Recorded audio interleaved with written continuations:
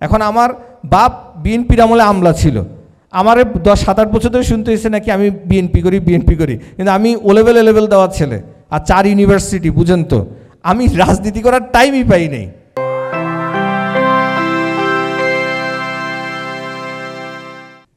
আমি একবারও কিন্তু আবারও বলছি আপনাদেরকে পাবলিক স্পিকিং শেখাচ্ছি না, কারণ আমি আসলে I am not a public speaker. আমি just university dropout. It took 4 universities 9 years to complete 1 graduation.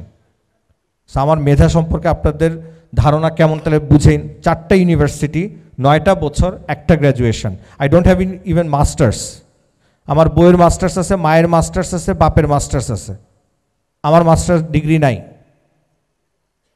এবং যেই বয়সে আমি অনার্স কমপ্লিট করছি, পরে মাস্টার্স করার ইচ্ছাও হয় নাই আর। এরপরে আমি মিডিয়াতে নিউজ পড়েছি, রিপোর্টিং করেছি। 19 সালে আমি খুবই মানে এমন দুরন্ত টাইপ ছেলে ছিলাম যে আমার যদি কখনো মনে হইতো যে না আমি আর চাকরি করব না, আমি 10 বছরের টোটাল 3-4 বার চাকরি ছাড়ছি, আবার একই স্টেশনে 4 মাস পরে চাকরিতে ঢুকছি।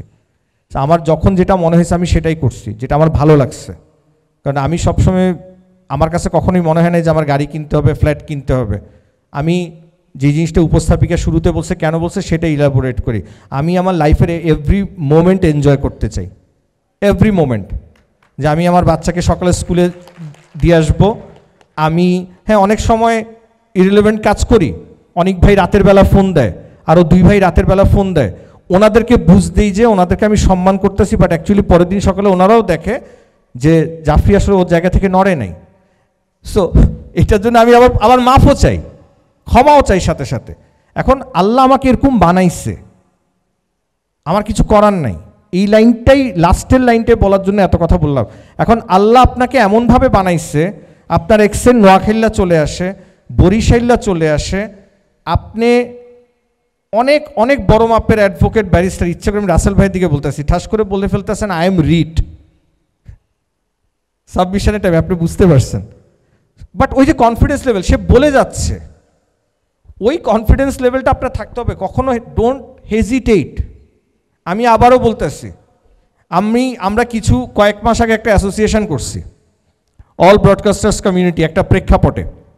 এবং সেই এবিসির ব্যানারে আমরা আবার 31শে জুলাই, 1 আগস্টে আবার শহীদ মিনারের সামনে যে ওপেনলি বলতেছি ABC is against the government, তৎকালীন সরকার। আমি অনেক চাপে ছিলাম, বাট আমি 5 আগস্টের পরে ক্লিক করার পরে এবিসিও ক্লিক করছে। তো এখন অনেকে আমাকে জিজ্ঞেস করে গঠনতন্ত্র, দেশই তো এখনও গঠনতন্ত্রে নেই। গঠনতন্ত্র থাকলে তো আপা থাকবে।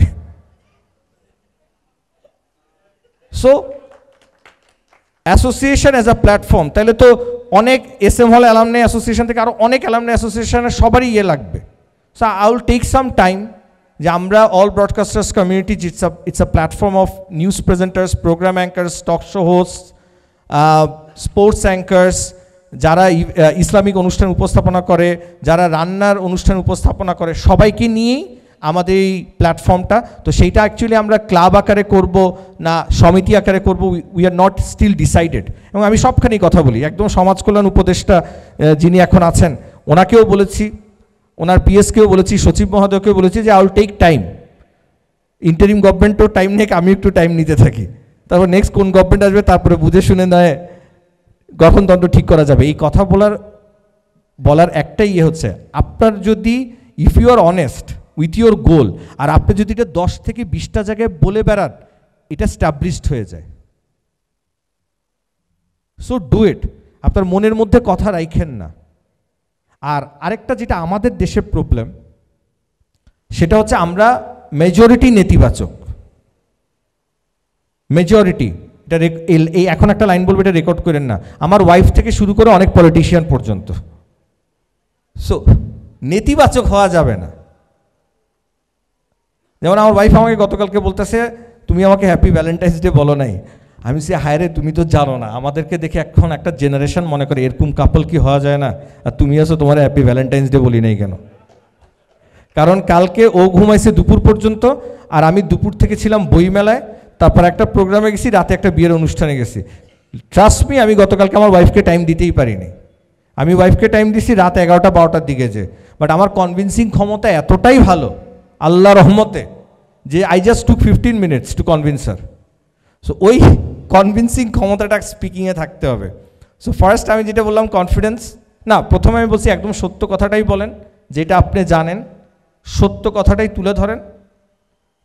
নির্বাচন কি 6 ডিসেম্বর না 26শে ডিসেম্বর না সংস্কার হওয়ার পরে হবে, আপনি সবসময় কনক্রিট, আমরা অনলাইনে নিউজ না দেখে প্রাইভেট স্যাটেলাইট টিভি চ্যানেল যে নিউজটা দিচ্ছে আর ভালো ভালো পত্রিকা যে নিউজটা দিচ্ছে ওইটা ফলো করি। এখন ইউটিউবার একজন কি বলে ফেললো সেটা নিয়ে এখন আমরা আরেক জায়গায় 10 জনের পিড়া মেরে হেলাইলাম, এরকম যেন না হয়। সো ওই জিনিসটা হচ্ছে যে আমরা সবাই বলি যে স্বাধীন গণমাধ্যম, আর আমি বলি যে না, সত্যের পক্ষে গণমাধ্যম। আসলে সত্যি কথাটা বলি, এখন আমার বাপ বিএনপির আমলে আমলা ছিল, আমার 7-8 বছর ধরে শুনতে হয়েছে নাকি আমি বিএনপি করি, কিন্তু আমি ও লেভেল দেওয়ার ছেলে আর 4 ইউনিভার্সিটি, বুঝেন তো, আমি রাজনীতি করার টাইমই পাই নাই ডিউ টু দ্য গার্লস। মেয়েদের কারণে আমি রাজনীতি করারই টাইম পাই না ইউনিভার্সিটি লাইফে।